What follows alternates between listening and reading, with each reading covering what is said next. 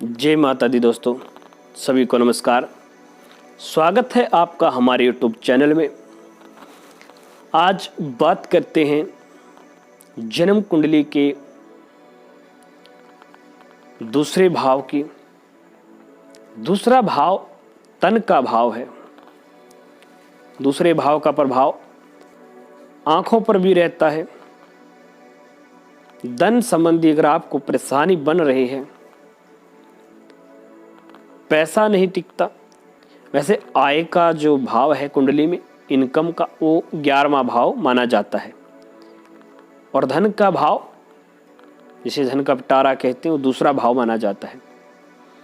अगर आपके जन्म कुंडली में दूसरे भाव में, धन के भाव में कोई क्रूर ग्रह बैठा है या उस भाव में कोई योग बना हुआ है, तो आप उसका उपाय जरूर कीजिए। अगर धन भाव में सूर्य ग्रह बैठा है तो पैसा हमेशा बीमारी पर लगेगा। अगर सूर्य अच्छा है,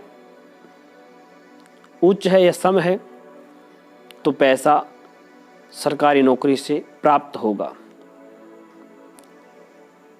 अगर नीच का है तो बीमारी पर खर्च होगा।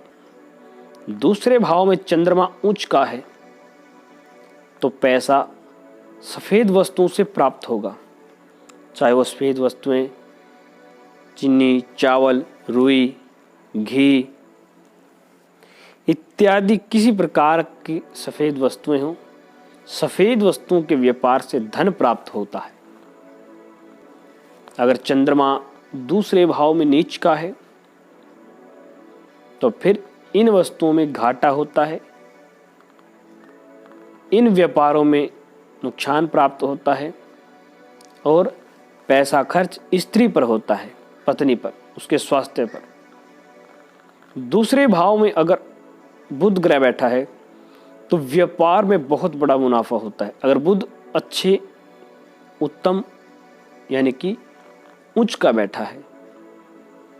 अगर बुध नीच का बैठा है तो व्यापार में, पार्टनरशिप में भी घाटा है। किसी चीज़ पे अगर आप, किसी जॉब में, प्रॉपर्टी पर, किसी भी व्यापार में अगर आप पैसा इन्वेस्ट करते हैं तो घाटा है। अगर दूसरे धन भाव में बृहस्पति बैठा है तो स्वर्णकार, इनकी सोने चांदी के व्यापार में बहुत उत्तम लाभ होगा। कपड़े के काम में बहुत उत्तम लाभ होता है। अगर बृहस्पति नीच का है तो इन व्यापारों में घाटा भी होता है और डबल यानी कि इससे ज़्यादा खर्चा हमारा घरेलू नुकसानों में हो जाता है। जैसे साधन, गाड़ी का टूटना फूटना, दुर्घटना में पैसा लगना या कहीं जुर्माना भरना, ऐसे ऐसे नुकसान होता है। अगर दूसरे धन भाव में शुक्र ग्रह ऊंच का बैठा है तो राजनीतिक से पैसा प्राप्त होता है, पॉलिटिक्स में अच्छा करियर बनता है और अपने संबंध में यानी अपने रिलेटिव में, रिश्तेदारी से अच्छा मुनाफा मिलता है। कहीं ना कहीं उनके साथ मिलकर अच्छा व्यापार शुरू होता है।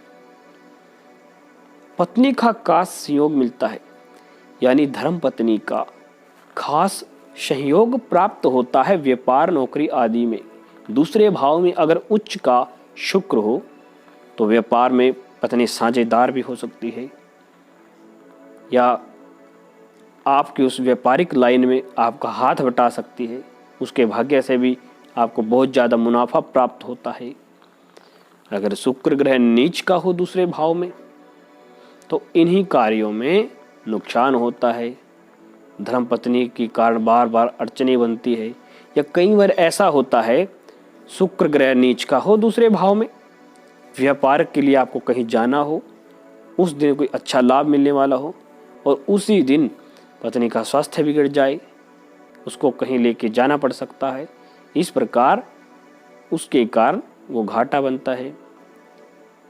यानी कि कुछ ना कुछ बहाना ऐसा बनता है कि आपको नुकसान उठाना पड़ता है। अगर आपके दूसरे भाव में कुंडली के शनि ग्रह उच्च का है तो लोहे के कार्य से व्यापार बढ़ोतरी में जाता है। धन के योग बनते हैं लोहे के संबंधित कार्य से, प्रॉपर्टी डीलर से, जमीन जायदाद की खरीद बेच से और राजनीतिक संबंधों से भी अच्छा पैसा प्राप्त होता है। शनि अगर दूसरे भाव में उच्च का है तो हर तरफ से समझो मिट्टी भी आपका सोना बनती है। अगर दूसरे भाव में शनि ग्रह नेगेटिव हो, नीच का हो, तो आप हर जगह से हताश हो जाते हैं, हर तरफ से रूठ जाते हैं, टूट जाते हैं, संकटों से घिर जाते हैं, अपने भी साथ छोड़ देते हैं, घर वाले भी सपोर्ट नहीं करते और झूठे केस में फंसने का योग होता है, झूठा कलंक लगने का योग होता है, लेन देन के मामले में 420 में फंस सकते हैं। ऐसे दूसरे भाव में शनि के कारण बड़े कष्ट आपको उठाने पड़ सकते हैं अगर नीच का है। अगर दूसरे भाव में राहु ऊंच का है तो पैसा आंधी तूफान की भांति आप कमाओगे, जो भी कार्य हाथ लगाओगे उसी से कमाओगे। आप जैसे कि किसी कंपनी में जॉब करके या मार्केटिंग में या किसी बीमे की कंपनी से, इस प्रकार आपको बहुत ज़्यादा बेनिफिट होता है। राहु अगर नेगेटिव हो तो पैसा ऐसी जगह ऊपर आप इन्वेस्ट करते हो जहाँ पे दोबारा वापस ही नहीं आएगा। अगर नेगेटिव हो, आपके पास अगर 10 रुपये है, 20 बनाने की सोचोगे कुछ व्यापार मेहनत करके तो 10 भी चले जाएंगे अगर राहु नेगेटिव हो। अगर दूसरे भाव में केतु उच्च का है धन भाव में तो विदेश यात्रा के अच्छे योग बनते हैं। पूरे अलग अलग प्रांत में आप घूमकर व्यापार करते हो, व्यापार के संबंधी आपको इधर उधर जाना पड़ता है, काफ़ी धार्मिक स्थलों की यात्रा करते हो, एक जगह आप टिक कर नहीं रहोगे, पैर चक्कर रहेगा, पर जहाँ भी जाओगे बेनिफिट होगा, पैसा कमाओगे। केतु अगर आपका उत्तम है तो चमड़ी की कोई बीमारी नहीं आएगी। अगर धन भाव में नेगेटिव है, नीच का है, तो फिर यात्राएं से नुकसान होगा, घाटा होगा, यात्राओं में आपका सामान गुम हो जाएगा, चोरी हो जाएगी, किसी व्यापार के निमित्त जाओगे, दोगुना आपका माइनस में ही रहोगे।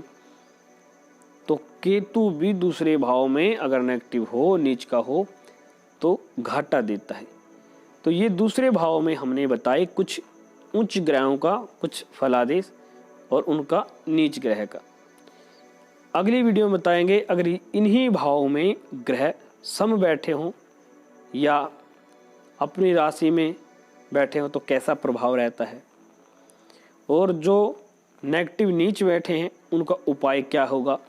अगली वीडियो में मिलते हैं फिर विस्तार से, और अपने बारे कुछ जानना चाहते कमेंट करके पूछ सकते हैं। सो आज के लिए इतना ही। चैनल को सब्सक्राइब करें, वीडियो को लाइक करें। धन्यवाद।